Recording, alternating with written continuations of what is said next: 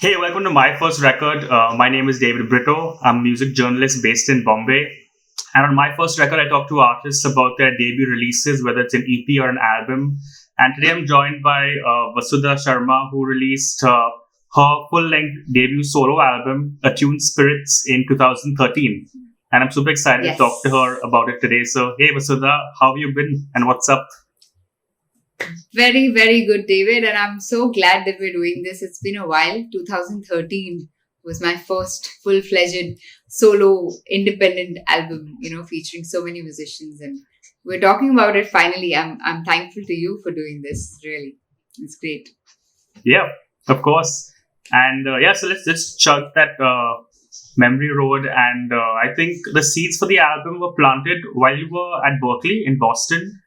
And what was that Yes. experience like?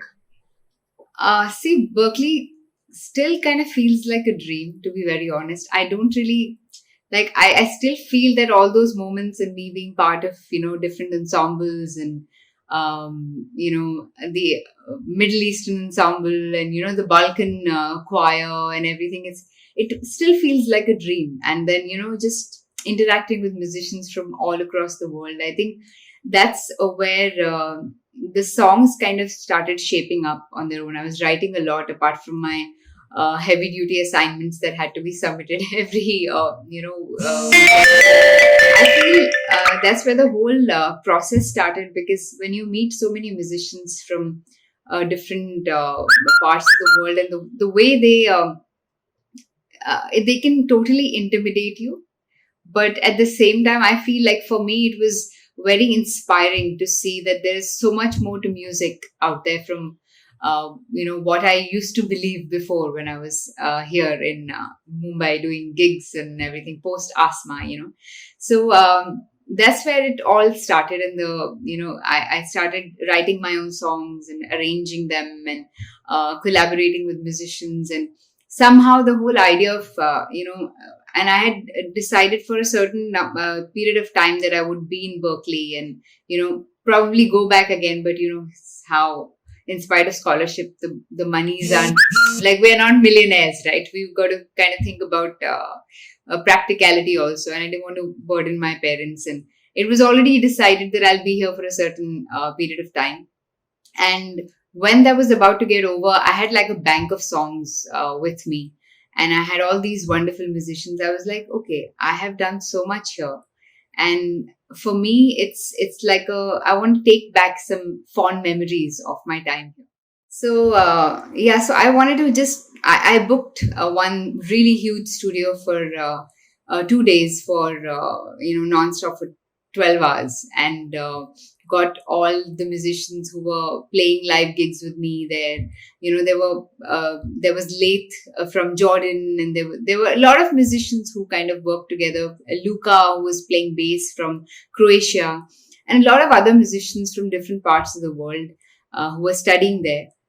I got them all together, and at a stretch, we kind of recorded 4 songs of that were created, composed by me, and arranged by me. But it's just that when all these musicians come together, they bring so much on the table, and I was just overwhelmed with beautiful ideas. I was like, we have to record this somehow.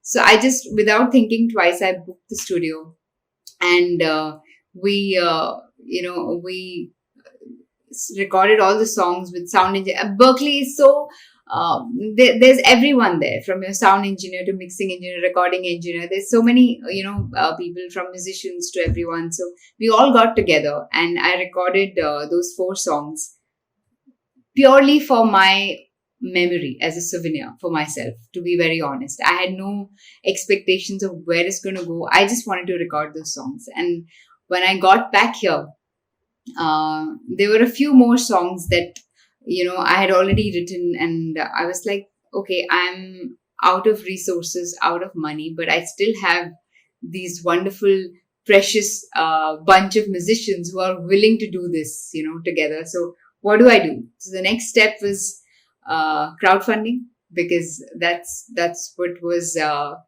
fairly picking up. It was a fairly new phenomenon for I think for India, especially at that time. And Wishberry was one website which had just started crowdfunding, and they were looking for a music project, a music campaign.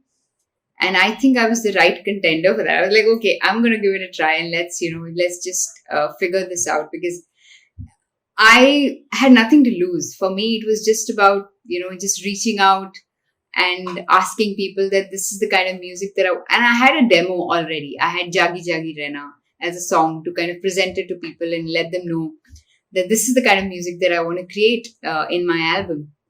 And the rest is history. It was a very successful crowdfunding campaign, to my surprise, to be very honest. And I've been very, I've never been so aggressive in my campaigning, and I've always been very on the passive side.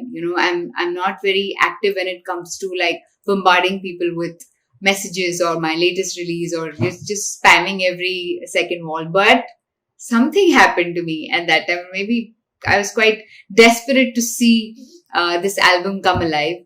And I did everything in my capacity that I could. And a lot of people who heard the music, who heard the demos, who heard the song Jagi Jagi Rana, they came out and supported. They shared the campaign. They contributed.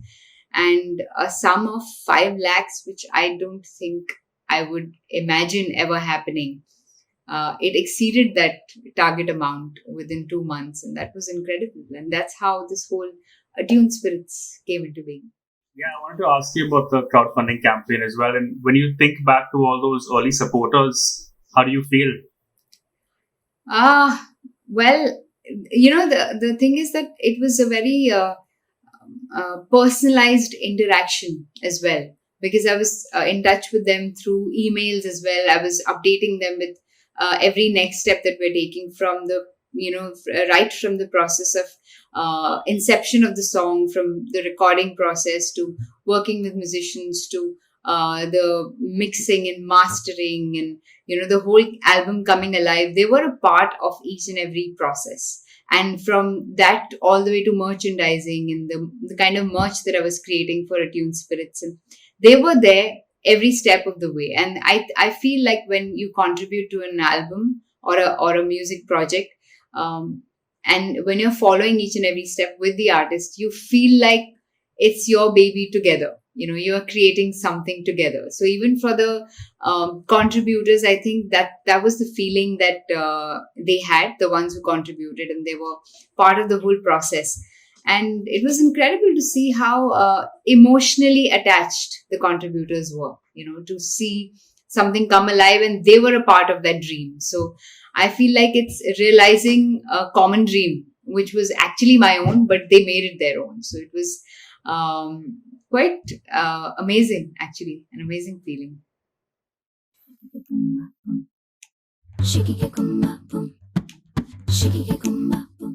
Yeah, let's jump into the songs now. The album opens with Margie, Go With The Flow. Yes. And immediately showcases your voice with that very cool intro.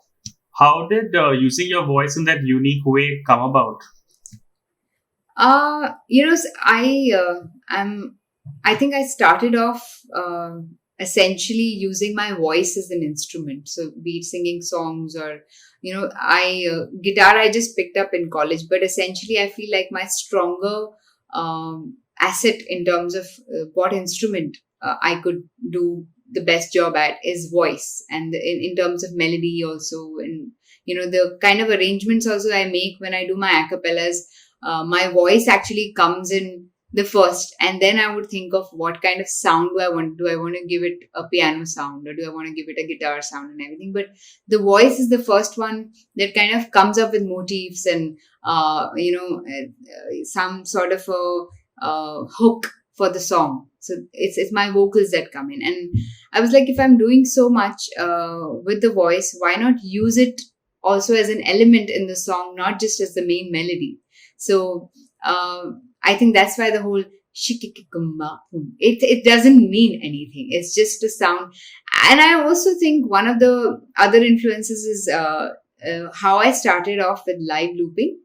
And because I am limited as a multi-instrumentalist, and I know that my voice is something that can is a little more versatile when it comes to producing certain sounds. And I used to experiment creating different kind of sounds with that. And that's how I started doing live looping. And I'd create my little harmonic sections, and the main melody will sit on top of that, and I'll create bass, and I'll create kick and snare. I wouldn't say beatboxing because I can't beatbox. I'll just have a kick separate and a snare separate, and I'll loop it together. But at least I was self-sufficient in terms of creating my own soundscape and to sing on top of that. So I think that's how it triggered. And a few workshops with Rhiannon, who used to do a lot of circle singing with Bob Marley, with Bobby McFerrin back in Berklee. And I think those workshops really made me understand the whole spectrum of how you can use your vocals. It's not necessarily always that you sing the main melody or sing something with words. It can be gibberish. It can be anything that, how you modulate your voice and how you create like a soundscape with your vocals. I think that kind of opened up my whole, the whole idea of using the voice even as an instrument. And that's how you see, even in Attuned Spirits, there are couple of songs like Never Lose Heart, and there's Calling Out to You, and there's Maji, where I've used voice as a motive for an instrument here and there, Yeah.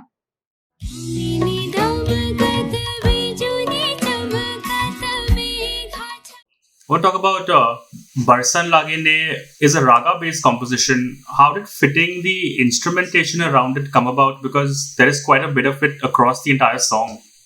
Actually, Barsan Lage Nain is a song that I used to walk to college, and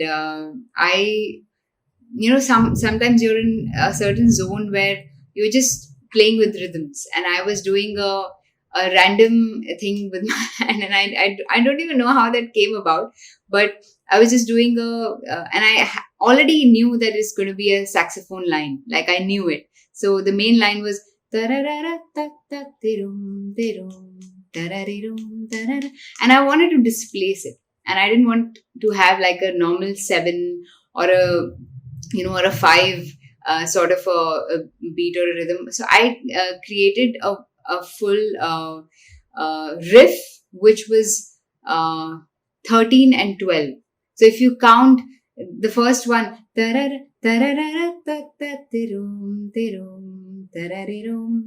so this is a 13, and the second one, so it's one beat lesser than the first one. If you listen to the song, it's a little tricky. I don't know how I came up with it, but I wanted to create something, and this was only while singing. So I put my recorder quickly on the phone and I just sang it out to myself, and I said, I'm going to build on this later. And I knew that this saxophone line is something that I'm going to definitely go with. Now, when it comes to my main melody, which is like where I sing the song, I was thinking, how do I transition it to something which is a little more bouncy, where, because when it comes to melody, not always, like, I didn't want it to be completely experimental where I'm actually singing in a 13 and 12 sort of a vibe, and I wanted to shift the time signature.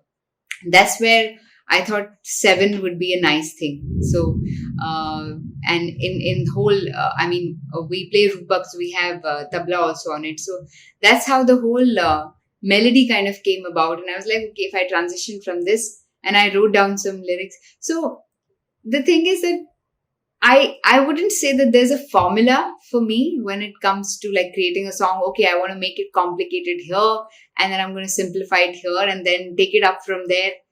It just flows organically. And I feel like my first idea that kind of comes about is something that I stick to when it comes to the crux of it, like the base of it. And then on top of it, I would build up things. But a lot of times what happens is people have different ways of obviously creating something. They would come up with something that's like, okay, let me think of something completely different now. Let me try and make it more complicated. Let me try and make it more interesting. How do I do? But I would like to build on the same base, which comes to me naturally the first time. And I feel that's how Barsan Laginen started. And I knew that my saxophone line is the main hook for me. And explaining it to a drummer was the most difficult part, because for them to kind of get that swing on and, not let it cut abruptly in between.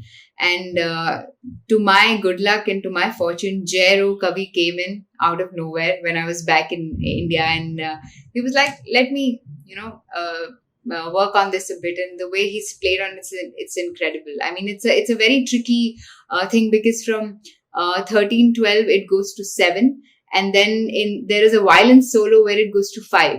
So there is a 5/4 beat that's happening, and then the 7/8 comes back, and then it's a little tricky now. Even I'm forgetting. It's been a while, and it goes back to 7 again towards the end. So it's a very interesting song, but the way it kind of started flowing when musicians got together. And even the intro is played by Sangeet Haldipur. He plays an intro on piano, which is actually on 13 and 12. I mean, if you start counting, then you'll realize that, okay, all this is being thought about and is calculated. It's not a free-flowing piano intro and everything. So it's the whole process was very, very organic, but I think we eventually built on it, and Barsan Laginen just kind of came about. I don't have a very intellectual story behind it. It just comes together. It just gels together.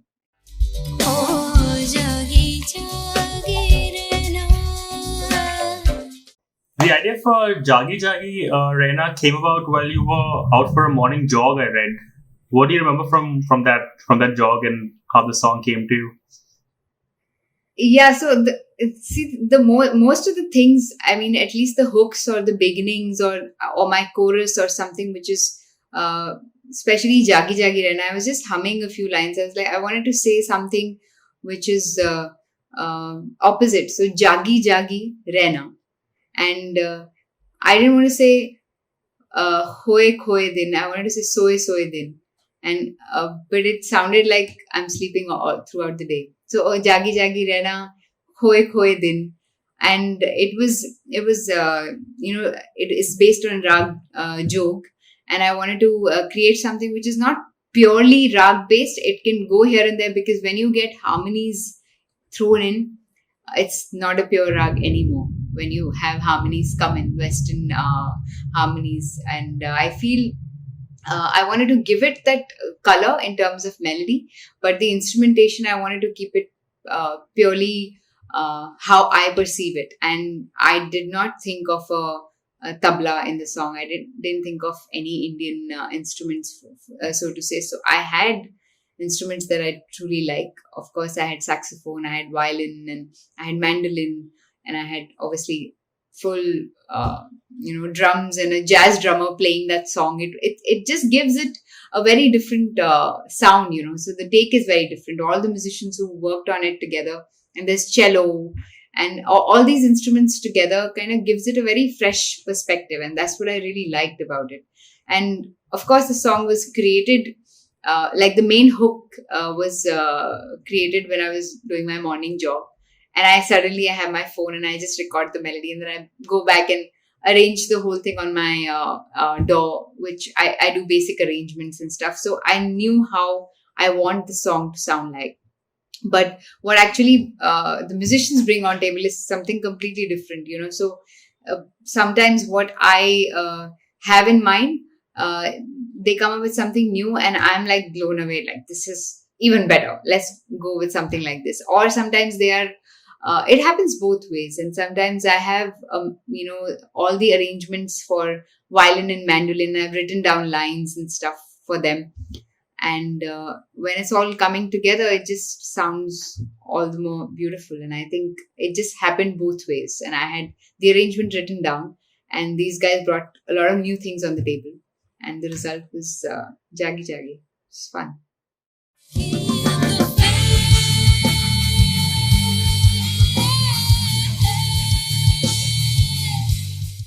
On Keep the Faith, you sing about a transitional phase in your life. What can you tell me about that? Uh, well, keep the faith. Sometimes there's a lot of ambiguity in terms of which direction one is headed. I would say that I did take a decision. I mean, I was doing fairly well for what we call fairly well in terms of doing gigs and earning money and taking care of my basic needs and earning enough to kind of sustain myself nicely and invest in things that I really wanted to. This was before Berklee when I was doing gigs, and I was not so uh, known in the independent scene. I would say I'd done a few gigs as a live looping artist, but I didn't know many musicians. I didn't know many indie musicians. I'd done maybe 3 or 4 of my indie gigs as a singer songwriter at Blue Frog and a couple of other places before leaving for Berklee. But I didn't have a bank of songs as an indie musician. I didn't have, all I had was a legacy which was uh, brought through Asma, the pop stars, and I think songs like Chandu Ke Chacha, Tumse Hi Pyar, and there was a pop era which was very different, and it had been a while. So pop stars happened in 2003. Until 7 or 8, we were doing gigs together, and it was a very natural sort of a drift that we started doing our own things, trying to figure out our own things, and that's the time where I ventured into some music direction for some Bollywood film, offbeat, Shahrukh Bola Khoobsurat Hai Tu, and I did a bunch of other things, and especially music direction. And I was totally getting into, like, I wanted to get more into musicals and theater, and I would go to Prithvi and, just be part of this theatrical gang, and I would chill with them and I'd keep creating music and stuff. But I was also doing a lot of corporate cover gigs on the side. When we say cover gigs, I mean essentially Bollywood gigs on the side as a solo artist as well. So I was taking pretty good care of myself in terms of surviving in Mumbai as an artist, But in terms of growing as an artist, I think there was a big void in terms of how I was feeling about myself and what was I doing, in which direction was I headed. I was sure that I want to create my own music, but I wanted to be equipped. If you understand what I mean, like I wanted to be able to make musicians understand what I want them to work on, and at the same time I wanted to be able to be self-sufficient in terms of creating my own music myself and doing something about it, rather than doing the live gigs, which I would have still done, the cover gigs. And because you need to have you need to have a source of income, not an alternate. I mean, through independent you can earn so much, but that's only so much. And I knew that this side of me, which Asma has given me, I would definitely want to keep doing that. But at the same time, uh, as I said, there was a big confusion in which direction am I headed? What am I doing to uh, better myself as a musician, or to evolve as a musician? There was nothing. And I feel like, because I was surrounded by things that were repetitive in nature. Okay, you do this gig, you're done with this gig, now it's another gig of similar fashion. You do covers, you do Bollywood songs, you get ready, get on stage, you come back, you have money in your account, you're happy, okay, another day. I was doing that every day. And I felt, what am I doing? Am I doing justice to what I actually want to do? And I think that's when the universe kind of conspires together and gives you an opportunity which tells you that, okay, listen, if this is what you really want, there is this thing called Berklee College of Music, and it just comes to you and lands you with some sort of scholarship that makes you wonder, okay, why did this come at this point in time in my life where I'm already earning, I'm already taking care of myself, and I have like some amount in my bank balance that I can happily say that, okay, I have earned enough for these number of years.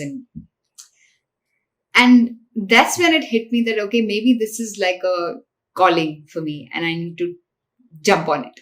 And that's when I decided to leave everything here and figure out my time at Berklee and just grab that opportunity. And I just left it. Sometimes you just feel that this is something that possibly was the best thing that could have happened to you, but or maybe you were unsure. But once I reached there, the first few months were extremely overwhelming. I was like, मैंने गलती तो नहीं करी. What did I do? And I feel like there's so many musicians who are rehearsing like there's no tomorrow. Like they're rehearsing for hours. And this friend of mine, Luka from Croatia, is an upright bass player. He's practicing for 6 hours and he has bruises all over. And I was like, ye kaisa, matlab kaise musicians hai ye? What kind of people are? And this is not to earn lakhs of rupees at a gig. This is just to make themselves better at their craft. And I was blown away with that, seeing that kind of musicianship, talking to these musicians from different, making friends with them, understanding what is their ideology for music, and understanding what makes them, what is their passion, what drives them to do better in music. And I think that's where the whole idea of understanding that, okay, this is what I really needed to do. And I needed to get a break from what I was doing to get a fresh perspective in life about music. And that's when the new songs started coming on their own, So I think you kind of need to break free from monotony or things that you keep doing over and over and over again. And I mean, you don't have to spend like a fortune and go to a different part of the world to do that. I completely agree with, but I think I needed that academic discipline and I needed a fresh perspective. And just interacting with professors there and students from, it just gave me like, and I still feel, again, I say that I still feel it's a dream and it never happened. It was all in my dreams that, it all took place. But that gave me a new purpose in terms of what I want to do. And that's how the songs came about. So I completely forgot the question that you had asked me because I went into a completely different journey of myself. I was just talking about the whole Berklee experience. And I came back and I think I was a different person altogether. I feel I was still in that beautiful world of a small bubble of Berklee that, that makes you feel that everything is like beautiful and it's all musicians are all supporting each other and everything, and it's a beautiful community and everything.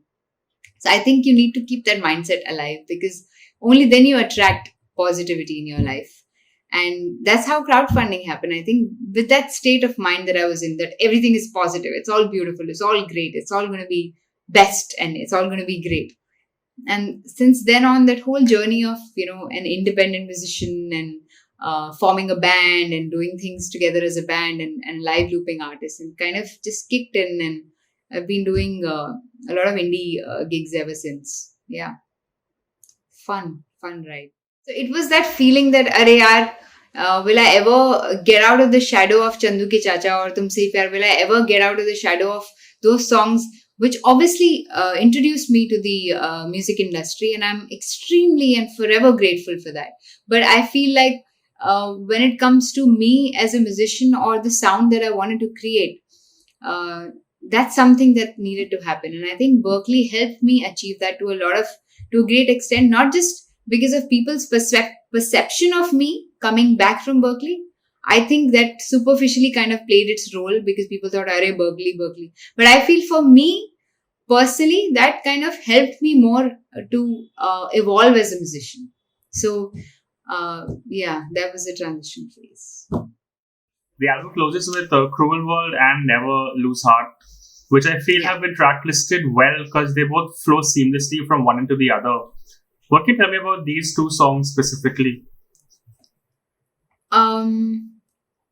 Again, Cruel World was a song.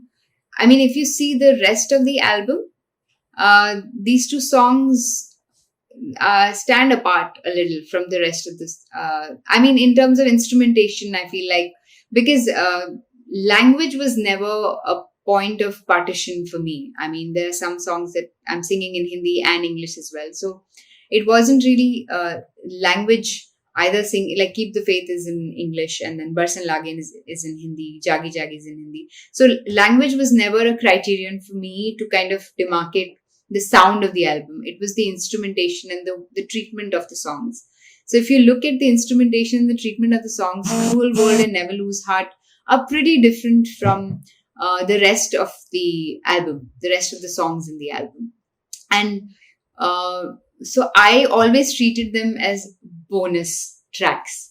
And The Cruel World was a song that I'd written when I was in Berklee.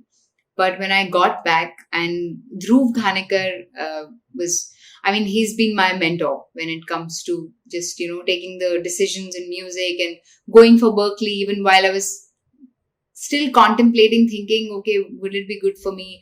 I lose all my money and, for all those days, and I've earned this much and blah, blah, blah. It's like, dude, you are gaining a lot more. If it's not, so he's always been that one person I've turned to when there were confusions in life. And when I came back, this was one of the songs that I showed him, and he's like, why don't I produce it for you? I was like, I'd be more than happy. And he played the guitars, he did the arrangements on that song. And somehow I was thinking of putting it out as a single, but because I was already doing Attuned Spirits, I thought, why not put it as a bonus track in the album? So Cruel World happened that way because Dhruv and I just ended up working on that. And Never Lose Heart, again, was a song like how we talked about Keep the Faith and that whole transitional phase. Never Lose Heart, if you listen to the lyrics also, it also talks about a certain state of mine, because I feel like I do get bothered a lot sometimes, and it's all internal. It's got nothing to do with external factors. Sometimes I don't even know reasons why I'm bothered about something. Perhaps it's something internally that is that's happening to me, and or the way I'm going about doing things in life, especially related to music. And there are things that, as musicians, I feel we are extremely sensitive when we create something, or when we get into a certain direction. We want to do something, we want people to hear this, we want people to understand the emotion behind it. Or maybe again, that whole phase of where I was doing my solo gigs as an indie musician, known Vasuda Sharma, and not like an Asma pop star, or the chubby girl from Asma, or the cute girl from Asma, the red-haired girl from Asma. I feel like people knowing me for Vasuda Sharma as an independent musician was far more important to me. And that phase again, which kind of made me feel that, okay, this kind of feels like impossible to get out of the shadow, because no matter whatever I do, I create some songs. It's like, oh, she's doing a live gig. Do you think she's going to do Chandu Ki Chacha there? Or what is she going to do? Does she have her own song? We've not heard her song. But I need an opportunity to show my songs to you. So all I need is that one opportunity. So you've got to come out and hear it. So I think that, and it's very naive and innocent phase where you kind of feel hurt about certain things, because people are what people are. It doesn't matter. I mean, over the years, I've realized that you've got to do what you truly believe in. You've got to keep doing, and you have to do things at your own pace. You need not worry about what people are expecting out of you. That, okay, she needs to be up and about. She needs to do 5 albums a year, or 15 songs a year, or come up with songs every month, or let it flow. I'm doing it. I want to do it with, the conviction that I'm creating something and I'm putting it out there, and it's a piece of my heart that I'm putting it out there. So I feel that phase was very naive and innocent, where I was getting hurt. But when I get emotionally a little here and there, that's when I write hopeful songs. And Never Lose Heart was one of the songs that I wrote then. And of course, it makes you, and the song kind of talks about, it's okay to lose your mind, but never ever lose your heart. Like, it's okay to go crazy, to, just let it all out, but don't lose heart, don't lose hope, get back to it. It's okay to kind of explode, but then come back to your senses and do what you love doing the most, and which is making music. So I think all these songs kind of, and Vishwesh, of course, Vishwesh from Scribe, who's obviously a lovely director now. But he did beatboxing on it, and Kejo, Karan, who we all fondly remember now, he played keys on it. So it's been a beautiful experience working with them, and of course Dhruv also did some guitaring on it and did the whole production. So I wanted to put these songs in the album because I just didn't want to release them solo and as singles. So yeah, so these two, that's the story behind these two songs. Yeah, and across the record, there's folk, pop, rock, jazz, world music, Hindustani classical. Although there's an abundance of genres spread across the album, none of the songs feel out of place, so to speak. So basically, looking back on the record, the recording sessions, and also how 7 years have gone by now, and you've done so much more since then. What are your thoughts on the album now? When as artists, when you look back at your old work, I feel like it's very human to kind of think, "Arey yaar, I should have done this differently, or I could have done this differently, or I could have shortened this, or elongated this, or done this, or sung it this way," which is fine because we have evolved over the years and we kind of think differently about things, and our approaches are different, the approach to music, and I feel like that's understandable and that's fine. But other than that, I feel like, as you mentioned, the whole the different genres that are coming in together, and I would call it I would still call it fusion, because I feel like the whole idea of fusion is not something that people have defined in terms of jazz and Carnatic going together, or just I feel like it's how you perceive music, and I wouldn't say extremely like a world music where I've incorporated all different. I would say it's a nice blend of classical, semi-classical with contemporary sounds. So when I say contemporary sounds, it itself kind of amalgamates all this spectrum of different genres altogether.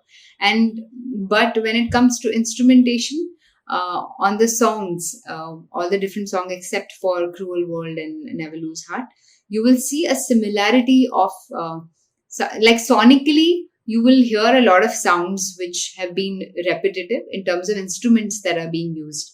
I think that's something that kind of holds the album together for me.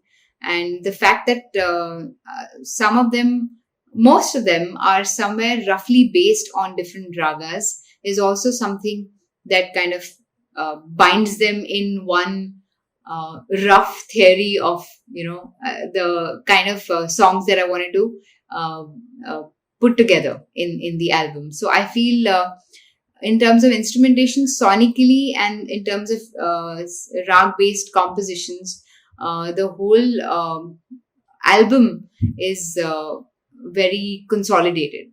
So as a sound, I feel that would be the USP of the album, and maybe that's why it sounds homogeneous. Yeah, I feel that. Thanks a lot, Vasudha, for your time. It's been a pleasure talking to you and learning so much about the Attuned Spirits, and hope to catch you live soon once this lockdown is done.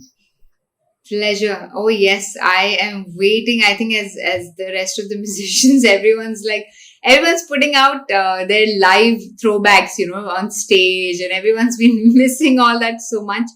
But let's hope we get back there very, very soon. Yeah, and it's been a pleasure. Thank you so much for making me also recall all those times when I recorded Attuned Spirits, and it's been very, very close to my heart, and just like talking about it all over again gives me this happiness which I can't explain, to be very honest. I'm very happy that this happened. Thank you for doing this. Yeah.